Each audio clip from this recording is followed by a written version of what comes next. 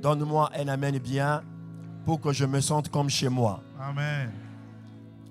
Je vais vous proposer 5 textes de la Bible. 5 textes, 4 pardon, je dirais 4.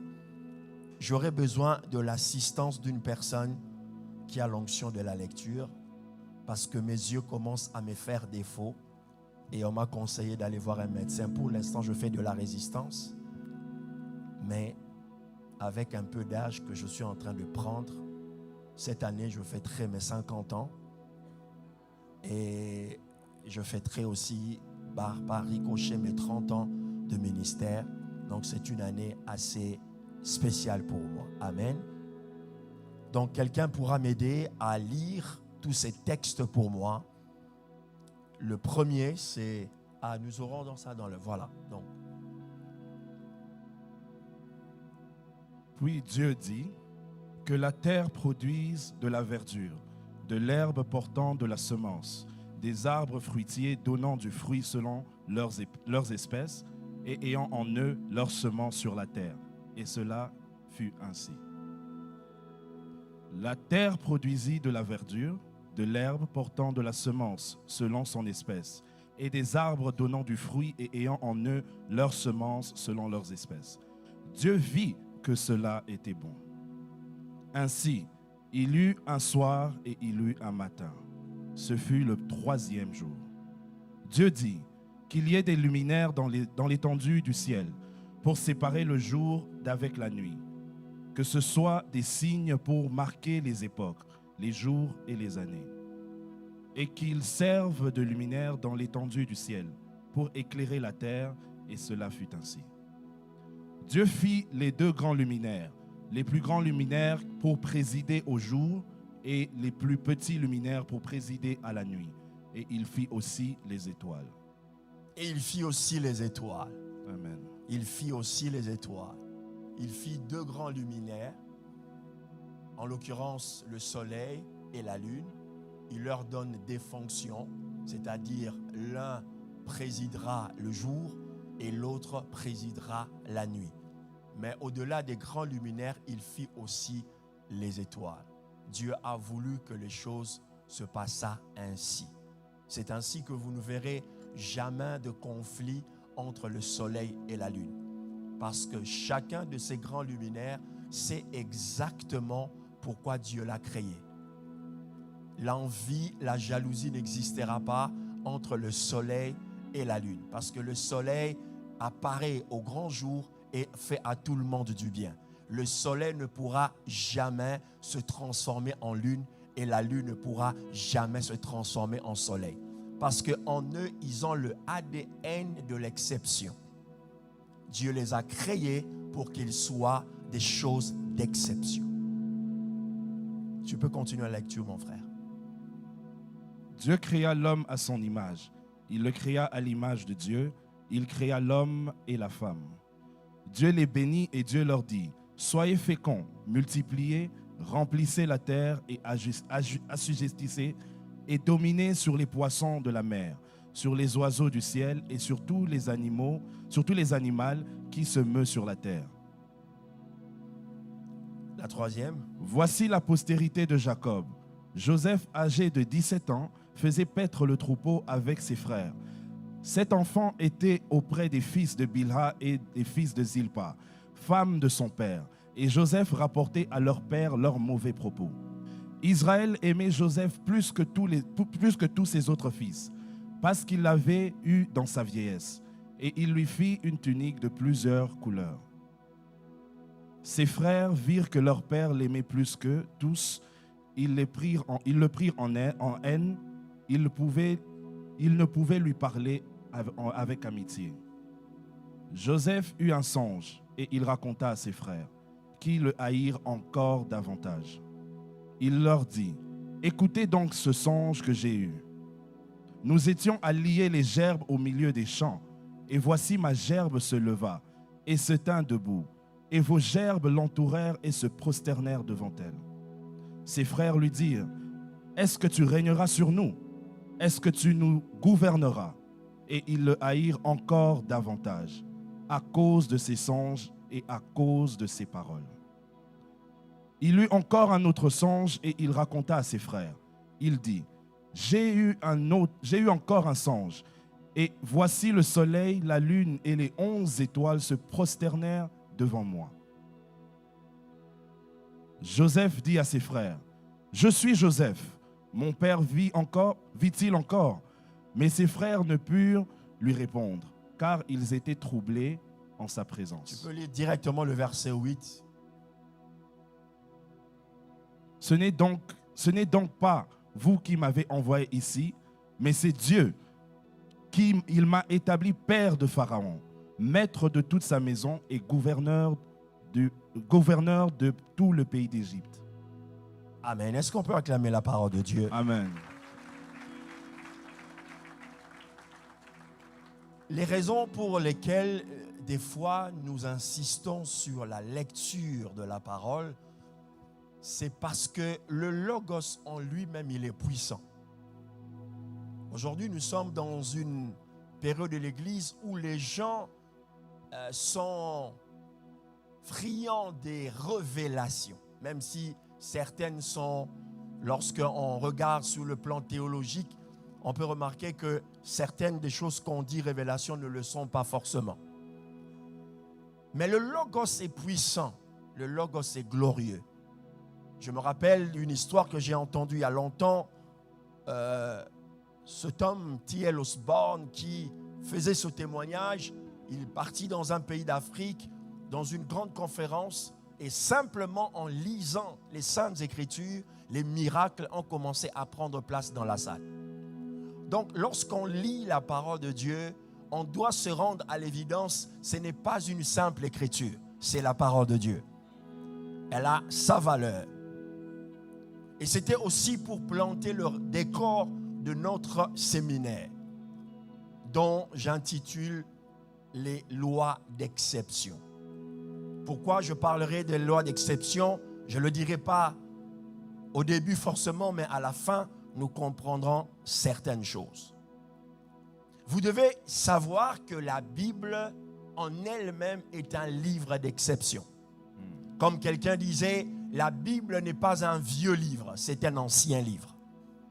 Ce n'est pas un vieux livre, il y a une nuance entre être vieux et être ancien.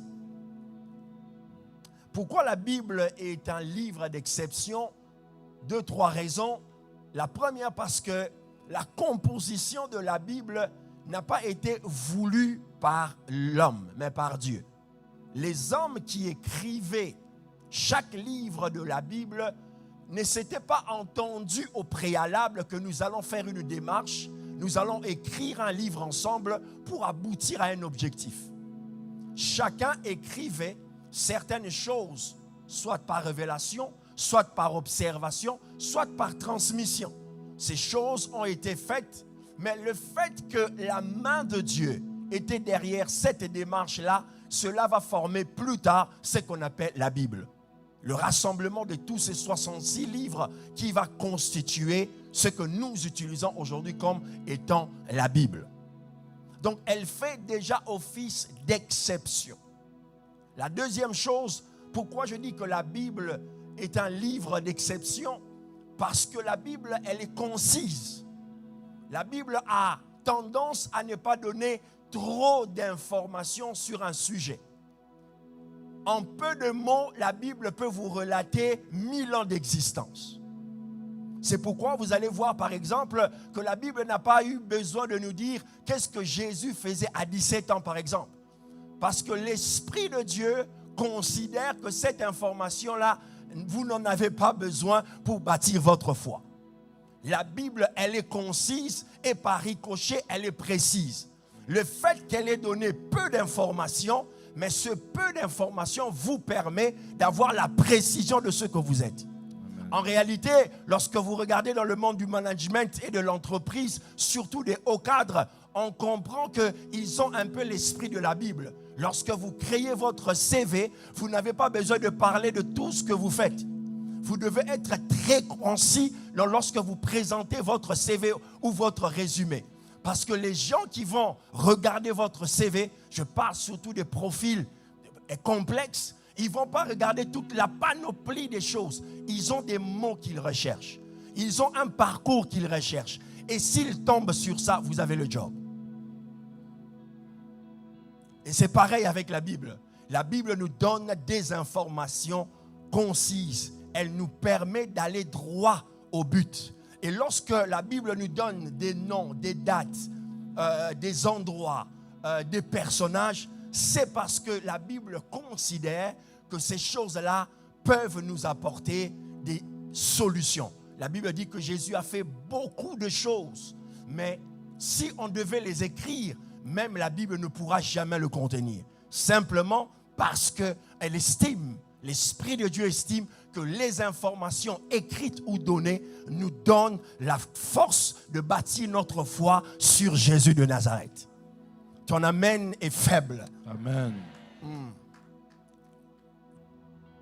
Alors, 2-3 choses encore, j'aimerais dire dans mon introduction. Dieu se révèle, et vous allez remarquer que tous les textes que j'ai lus sont dans le livre de Genèse. J'expliquerai pourquoi. Dieu se révèle, permettez-moi de me répéter, par révélation. Personne ne connaît Dieu si ce n'est par révélation. L'homme ne peut pas connaître Dieu. C'est Dieu qui se fait connaître à l'homme. C'est Dieu qui vient vers l'homme. D'où le besoin de la révélation. Et pour comprendre les Saintes Écritures, on a besoin de la révélation. On a besoin d'être éclairé, être illuminé par Dieu.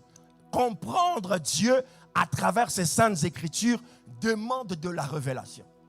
Mais écoute-moi bien, parce que Dieu sait que l'homme peut être évasif, peut être perturbé par la révélation, Dieu va protéger la révélation dans la doctrine. Dieu va conserver la révélation dans la doctrine. La doctrine est la matrice de la révélation. Elle permet à la révélation de s'asseoir et de ne pas outrepasser les mesures que Dieu a tracées. Pourquoi? Parce que Dieu sait que l'homme, lorsqu'il reçoit la révélation de quelque chose, il peut aller au-delà de ce qui lui a été dit. Je vais donner un exemple.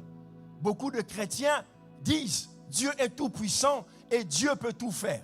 C'est une vérité, mais ça peut devenir une contre-vérité. Parce que Dieu, même s'il peut tout faire, il y a des choses que Dieu ne pourra jamais faire. Je vais donner un exemple. Au nom de la toute-puissance de Dieu ou de l'omnipotence de Dieu, un chrétien peut dire, s'il n'est pas concis dans sa révélation, on peut prier pour qu'un homme devienne une femme. Parce qu'au nom de la puissance, on est capable de tout faire. Donc on peut prier pour qu'un homme devienne une femme. Pourquoi on ne peut pas prier cette prière? On ne peut pas faire cette prière. Parce que dans la doctrine, la puissance de Dieu ne se pervertit pas. La puissance de Dieu ne va pas à l'encontre de sa doctrine ou de sa puissance. C'est la raison pour laquelle vous verrez Jésus. Lorsque Satan vient le tenter, il dit, il est écrit. Jésus lui dit, il est aussi écrit. Ce que Satan disait n'était pas faux, mais c'était une contre-vérité. Parce qu'au moment où Jésus jeûnait, il n'avait pas besoin de manger. S'il avait utilisé la puissance de Dieu pour transformer les pierres en pain, il allait pervertir la puissance de Dieu. C'est très important de comprendre. La doctrine est la matrice de la révélation. Elle protège, elle garde. C'est pourquoi je prie que Dieu nous donne encore des doctrinaires. Amen. Je ne parle pas des doctrines communautaires. Je parle des doctrines théologiques. Donne-moi un amen que je commence à développer ces choses petit à petit. Donc c'est très important. Moi j'ai un background de juriste. Donc les mots sont importants. La procédure est importante. Vous pouvez commencer une procédure, mais lorsque le tribunal se rend compte que certaines choses ont été biaisées, le procès s'arrête. Il faut recommencer tout au début. Parce que la Bible n'est pas un livre religieux, c'est un livre juridique. Amen. Amen.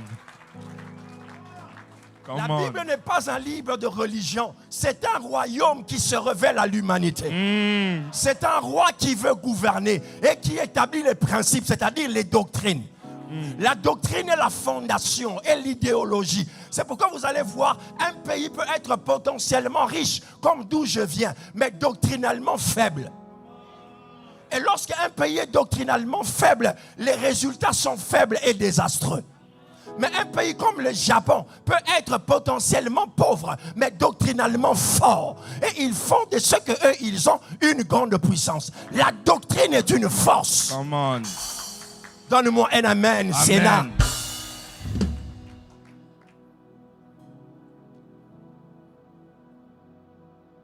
Donc vous devez comprendre pourquoi je parle des lois d'exception. Parce que la loi précède la révélation. La loi précède la révélation.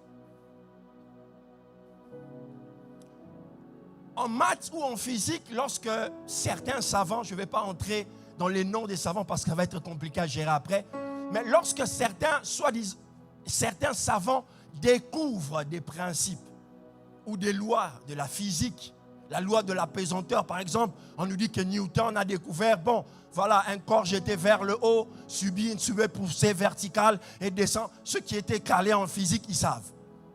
Moi, je fouillais toujours tout ce qui avait trait aux maths et à la physique. Quand j'avais 5 sur 10, j'avais excellé. J'étais pas très bon, j'avoue.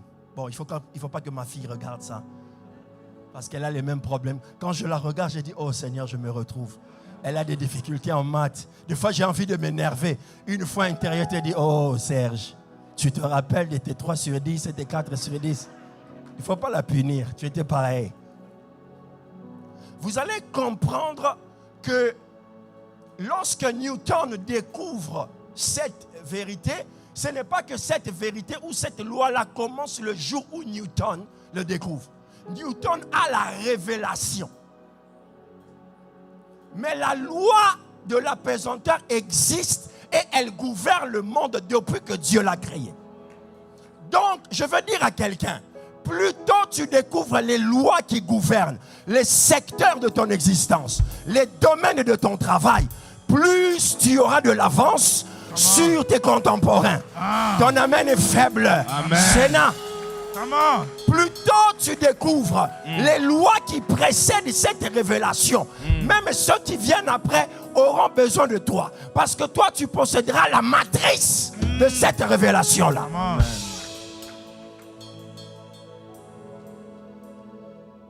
La loi est importante. Le principe est important. La doctrine est importante. C'est pourquoi vous allez voir dans certains pays, même si on enlève un président, on enlève un premier ministre, les institutions ne sont pas liées forcément à des hommes forts. Les institutions liées à des structures. La loi, la doctrine produit la structure. Lorsque Dieu crée Adam, il le crée d'abord, il le bara, il le crée, il fait la structure, Après, il roue, il souffle, parce que la révélation doit fonctionner dans une structure. Il ne faudrait pas perdre ce que Dieu, dans le royaume de Dieu, il y a un principe d'exclusion de ce qu'on appelle comment je peux dire ça en français? Le gaspillage. Dans le royaume de Dieu, il est interdit de gaspiller la puissance et la révélation. C'est pourquoi Dieu, lorsqu'il procède à la création, il crée d'abord l'environnement, la structure, et puis il vient prendre l'être qui correspond à cette structure, il le place devant. Dieu n'a pas créé la dorade avant l'océan. Il crée d'abord l'océan et puis il voit les profils qui vont correspondre aux eaux douces, aux eaux des mers.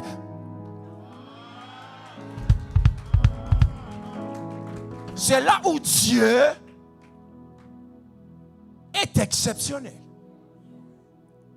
Et je veux aujourd'hui, et le but de ce séminaire, c'est que tu sortes d'ici en disant, au fond de plus profond de toi, je suis exceptionnel.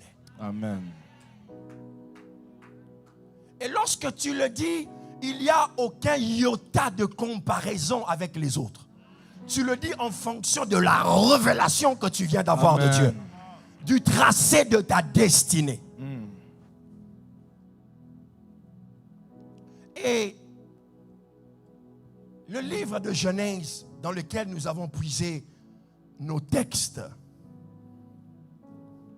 ce livre est exceptionnel à mon sens parce que d'abord c'est le livre du commencement. Donc il nous donne accès à ce qu'on appelle en théologie la loi de la première mention.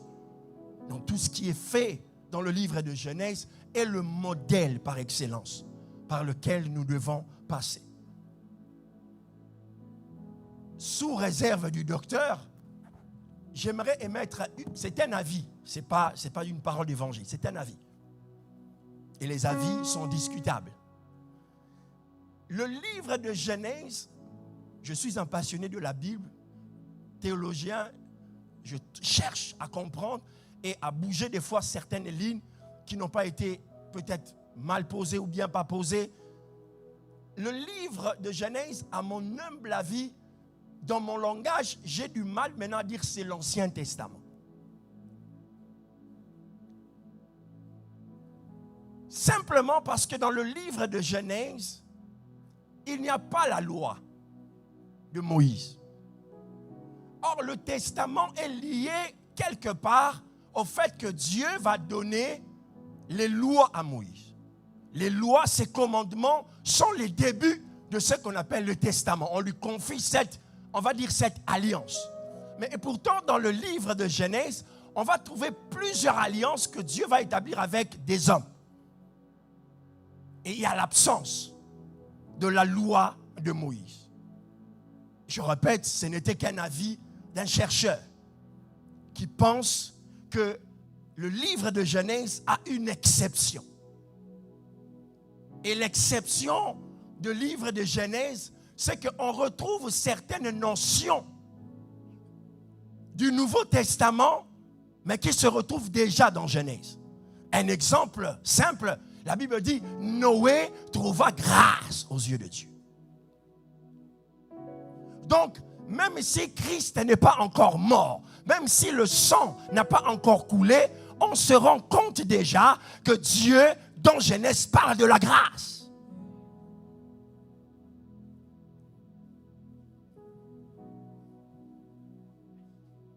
Vous allez remarquer aussi que dans le livre de Genèse, c'est le livre du commencement, mais le livre de Genèse ne nous donne pas beaucoup d'informations sur le trône de Dieu. Vous pouvez vérifier. À mon humble avis, on devrait nous parler de là où Dieu habite, comment c'est beau, comment c'est intéressant là-bas, parce que c'est le début. Mais je me rends compte que c'est le livre de Apocalypse qui va nous révéler le trône de Dieu. Cela veut dire simplement que certaines informations que Adam devait récupérer chez les animaux étaient déjà en lui. Pourquoi? Parce que Apocalypse nous révèle qu'autour du trône de Dieu, il y avait des êtres, 4 êtres. Il y avait un qui avait l'air d'un cheval, d'un bœuf, d'un lion et d'un aigle, et puis d'un homme. On nous montre les origines du trône de Dieu. De quoi est fait le trône de Dieu. Et lorsque Adam commence à rencontrer les animaux, il leur donne des noms. Ma question que je me pose en tant que lecteur de la Bible, passionné des Saintes Écritures, d'où venaient les informations que Adam disait que celui-là c'était un lion, celui-là c'était un aigle, celui-là c'était un bœuf. Parce que Adam est déjà un prophète. Il a en lui l'esprit qui capte les informations qui viennent du ciel. Bon, tu n'es pas en train de réaliser ce que je dis. C'est-à-dire qu'il y a des choses qui existaient déjà, mais qui demandaient un esprit de révélation pour que Adam puisse arriver. Quand Adam dit celui-là c'est un cheval, ce n'est pas que le mot cheval commence par Adam. Non, parce que dans le trône, on voit déjà qu'il y a un... Come on. Je veux t'emmener à ce qui est exceptionnel. je veux que tu découvres l'exceptionnalité de ton destin. Alors, lorsqu'on lit Genèse 1, comme je disais tout à l'heure, on a vu déjà les éléments de la création. Dieu va créer déjà ce qu'on appelle en écologie aujourd'hui l'écosystème, la faune et la flore. Mais on sent que Dieu aime les particularités. Dieu aime les singularités. Dieu aime distinguer les choses. Déjà dans la création.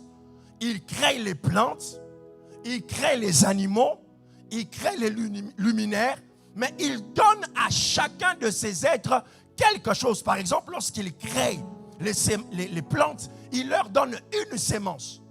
La sémence dans une plante lui permet de se reproduire de la même espèce. C'est-à-dire, Dieu aime les espèces. Et Dieu aime que les espèces se reproduisent entre elles. C'est comme ça que Dieu va créer dans le monde des animaux. Il va créer les fauves, mais il va créer aussi le lion. Le lion, certes, il est moins grand que le tigre. Le lion, il est certes moins grand peut-être que l'ours. Mais lorsque le lion rugit, tous les animaux de la terre se taisent. Parce que le lion a la faculté d'être le roi de la jungle, le roi des animaux. Je voulais dire à une personne ici, lorsque tu regardes les autres, tu te perds. Mais lorsque tu regardes ton espèce, tu comprendras que ton rugissement, ta manière de fonctionner ne doit pas être comparée aux autres. Tu dois te reproduire selon ton espèce. Come on. Je prie que Dieu te donne les yeux de découvrir quelle est ton espèce. Amen. Une autre chose que j'ai découvert dans le livre de Genèse, c'est le mot bénédiction. Dieu a créé l'homme et la femme et les a bénis. Ils ont entendu, comme j'aime dire, la première phrase que Adam et Ève vont écouter, c'est la phrase bénédiction. C'est le mot bénédiction. Dieu les a bénis. Et vous conviendrez avec moi, lorsque vous parcourez Genèse 1 jusqu'au dernier chapitre, vous n'allez pas trouver le mot onction.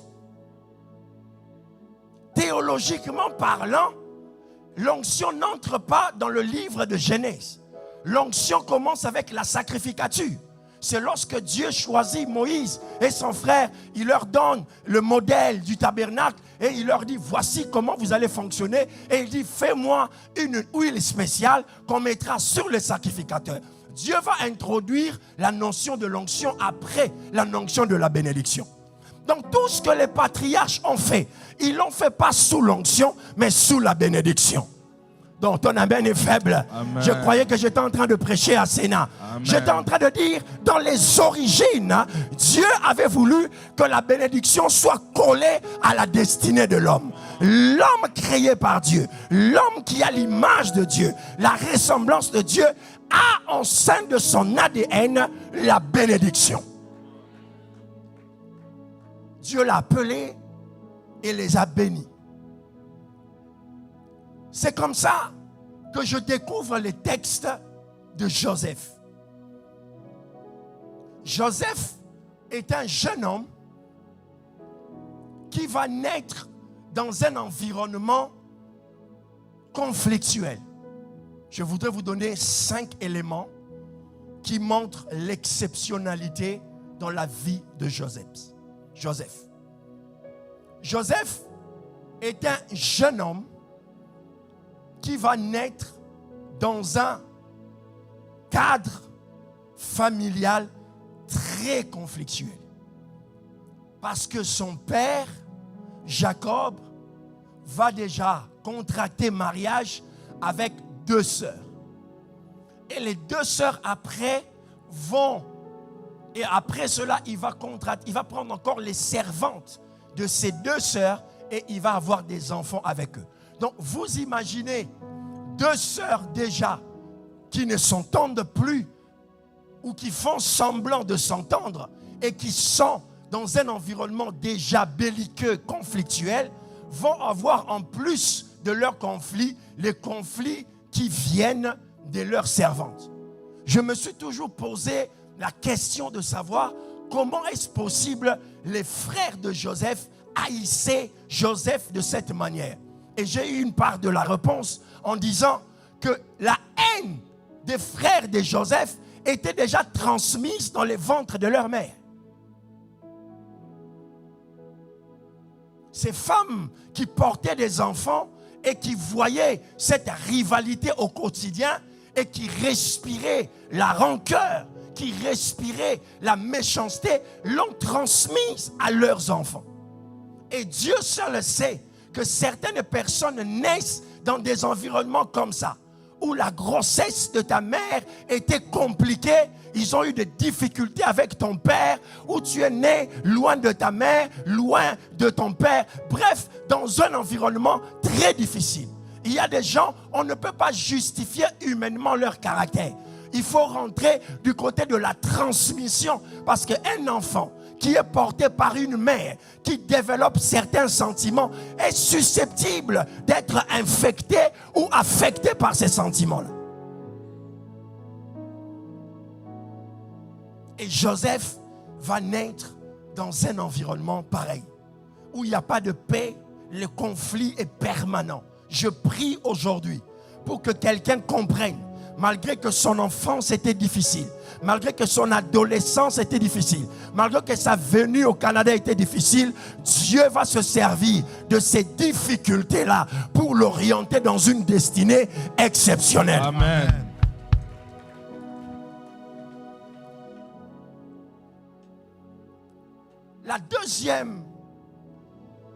Le deuxième élément qui montre le côté exceptionnel de Joseph, c'est lorsque son père lui donne cette tunique.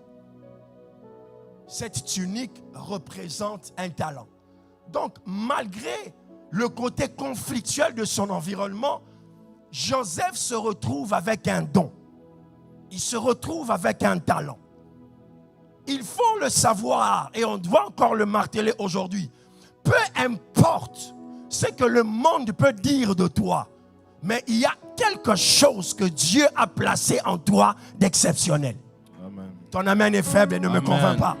J'étais en train de dire qu'au-delà des difficultés qu'une personne peut traverser, lorsque tu regardes au plus profond de toi, tu vas retrouver quelque chose que les autres n'ont pas.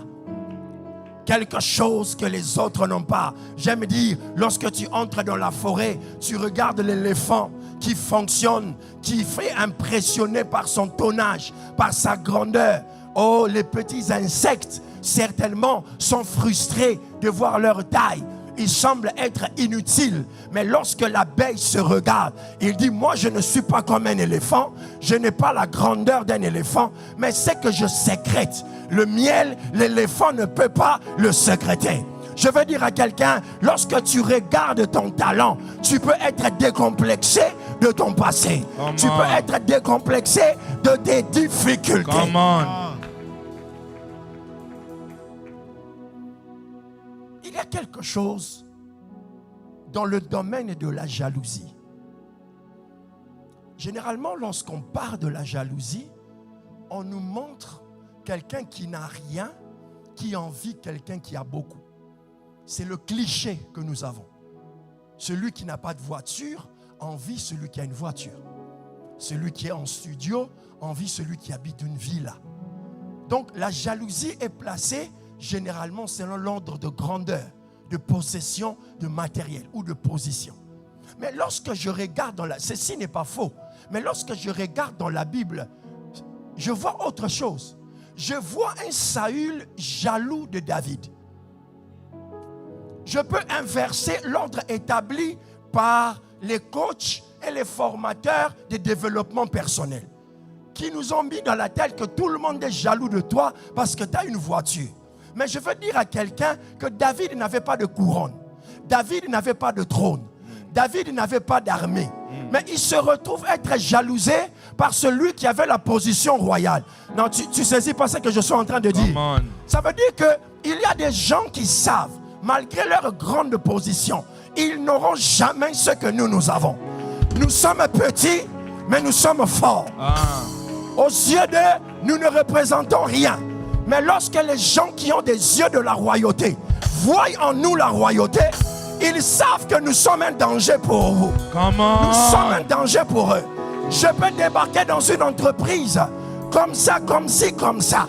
Mais pendant mon interview, le directeur se rend compte que le CV n'équivaut pas à celui qu'il est en train de voir. Laisse-moi prophétiser sur une jeune fille qui doit aller chercher un emploi dans une grande entreprise. Tu n'as peut-être pas encore le statut d'un Canadien ou d'une Canadienne. Mais laisse-moi te dire, lorsque tu vas débarquer dans cette entreprise-là, cet homme qui va te poser l'interview, qui va avoir l'entretien avec toi, il va remarquer que tu as quelque chose que le personnel tout entier n'a pas. Come on.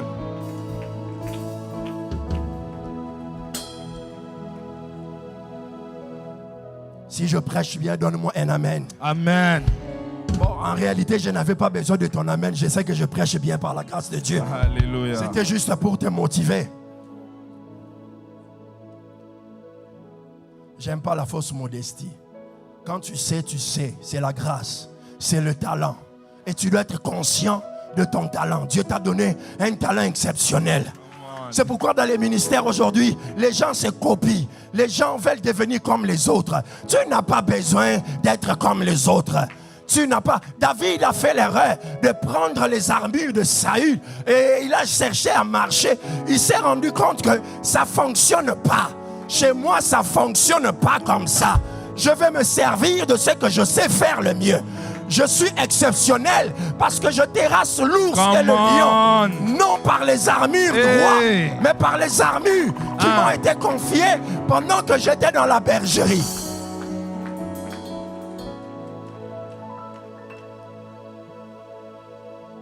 Dis, je suis exceptionnel. Je suis exceptionnel. Dis-le avec une certaine fierté. Je suis exceptionnel. Ah, je suis exceptionnel. Si j'étais toi, je le dis en anglais. I am exceptional. I am exceptional. I'm exceptional. I'm highly exceptional. I'm highly exceptional.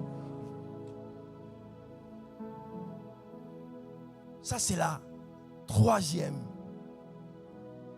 La deuxième. Le deuxième élément d'exceptionnalité. Le talent, le don, la grâce te rend exceptionnel. Paul dit à Timothée, ne néglige pas le don qui est en toi. Ne néglige pas. Le don est un tueur de destinée. Pardon, la négligence, pardon. La négligence tue la destinée. Paul dit, ne néglige pas le don qui t'a été transmis par prophétie et imposition de main. Laisse-moi ouvrir une parenthèse brève, je la referme.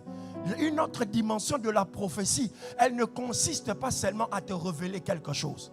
Vous remarquez ici, Paul dit à Timothée, ne néglige pas le don qui t'a été transmis, par prophétie et imposition de main. Donc la combinaison d'une prophétie et d'une imposition de main octroie un don.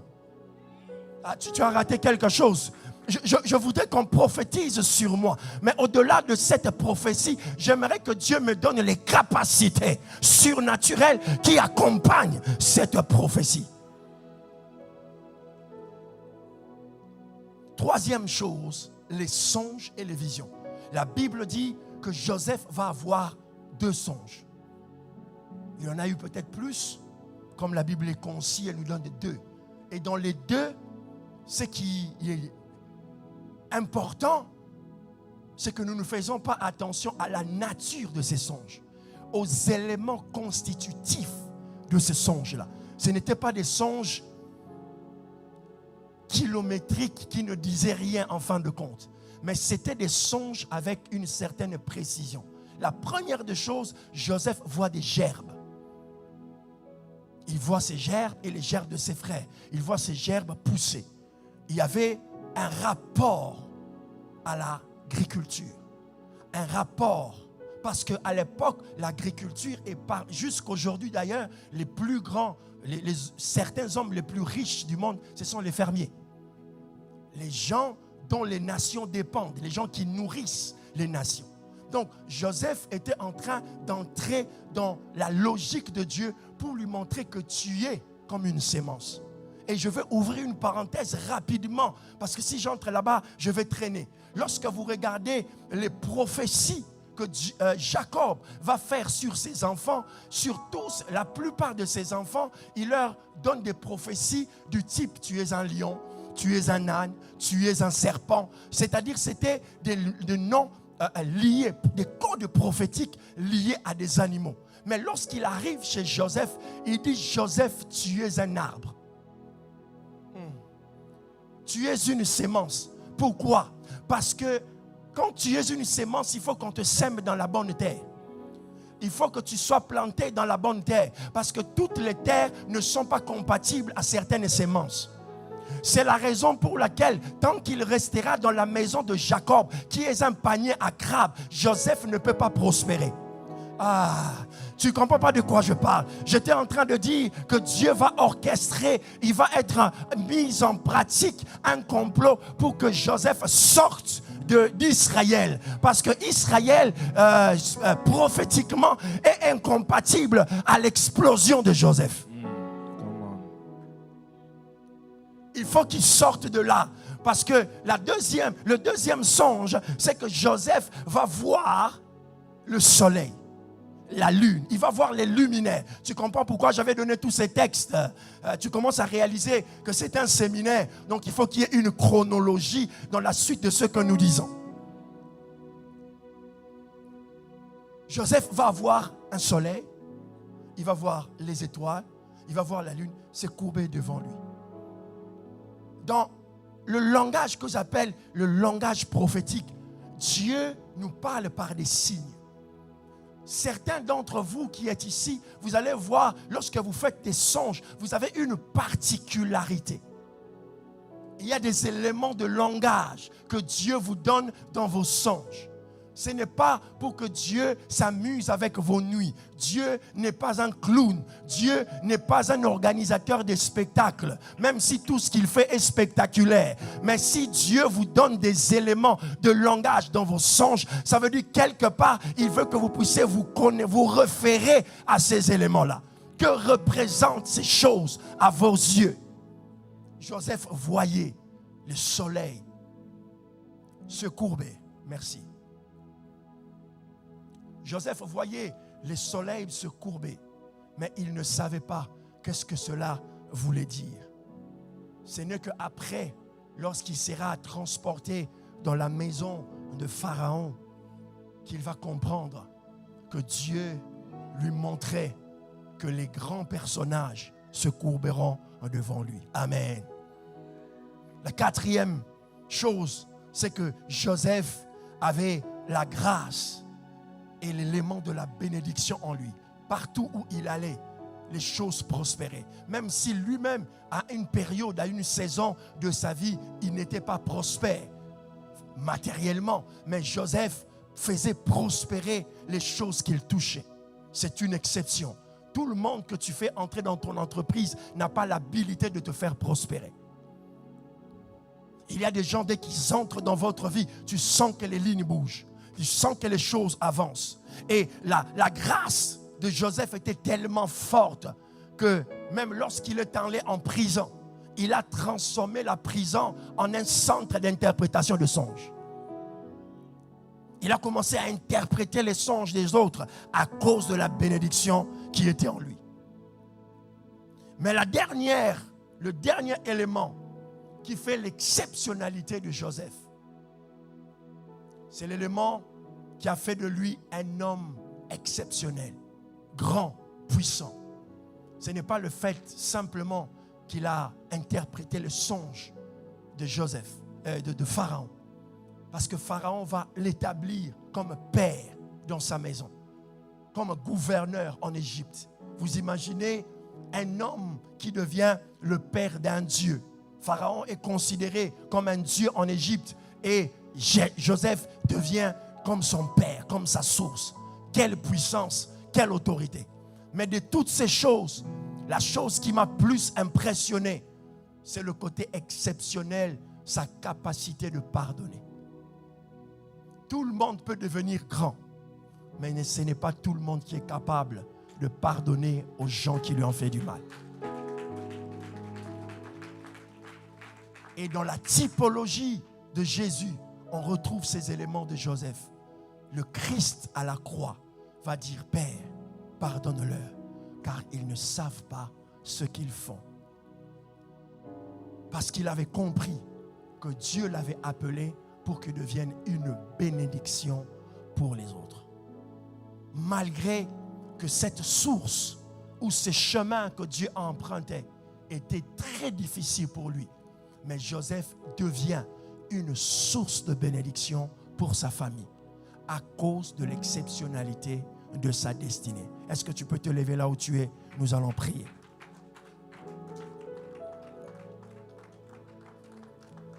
Il me reste quelques minutes. J'aimerais qu'on prie ensemble.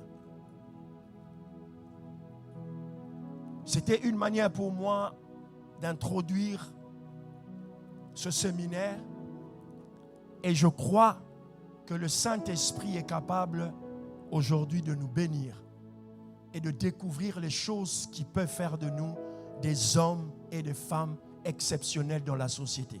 Non à cause de ce qu'on a reçu forcément de nos familles, de nos parents, de nos nations, mais à cause de ce que Dieu a placé en nous.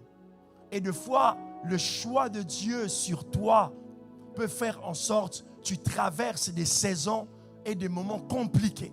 C'est le choix de Dieu. Lève tes mains et dis merci au Seigneur. Et je veux prier pour que Dieu puisse libérer sa grâce, te bénir, te donner la force et te oindre pour que ton chemin vers ta grande destinée soit exceptionnel. Lève tes mains si tu peux et adore le Seigneur. Père éternel, nous te bénissons. Père éternel, nous te disons merci. Nous te remercions. Merci Seigneur pour ta grâce. Nous prions, Père éternel, merci, Seigneur, pour ces personnes qui ont écouté ce message, merci, Seigneur, cet enseignement. présence. Nous prions pour ces familles qui sont là, qui n'ont pas vu que dans leur maison, il y a des Joseph, des enfants exceptionnels.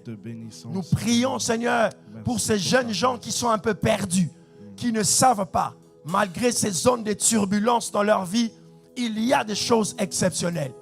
Saint-Esprit de Dieu, je te demande de te révéler à eux, de leur montrer des choses que eux-mêmes ils ignorent, que tu leur conduises, que tu le diriges dans le nom précieux et puissant de Jésus. Au nom de Jésus. Amen. Amen. Amen.